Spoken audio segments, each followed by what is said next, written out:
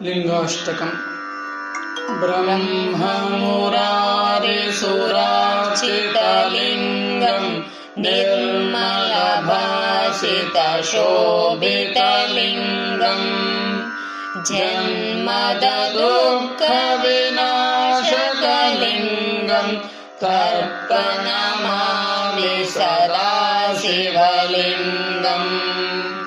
देवमुनिप्रवरार्चितलिङ्गं कामदहनकरुणाकरलिङ्गम् रावणदर्पविनाशकलिङ्गं तर्पणमामि सदा शिवलिङ्गम्। सर्वसुगन्धसुलेपितलिङ्गं बुद्धिविवर्धनकारणलिङ्गम् सिद्धसुरासुरवन्दितलिङ्गं तर्पणमामि सदा शिवलिङ्गम्।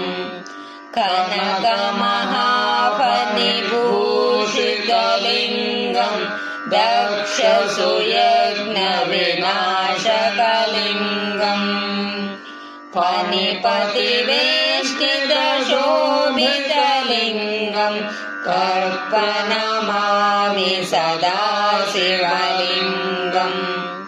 कुङ्कुमचन्दनलेपितलिङ्गं पङ्कजहारसुशोभितलिङ्गं सञ्चितपापविनाशकलिङ्गं तर्पणमामि सदा शिवलिङ्गम्। देवगणार्जितसेवितलिङ्गं भावैर्भक्तिभैरेव च लिङ्गम् दिनकरकोटिप्रभाकरलिङ्गं तर्पणमामि सदा शिवलिङ्गम्। अष्टदलोपरिवेष्टितलिङ्गं सर्वसमुद्भवकारणलिङ्गम् अष्टदरिद्रविनाशकलिङ्गं तर्पणमामि सदा शिवलिङ्गम्। सुरगुरुसुरवरपूजितलिङ्गं सुरपुष्पसदार्चितलिङ्गं परमपदं परमात्मकलिङ्गं तर्पणमामि सदा शिवलिङ्गम्।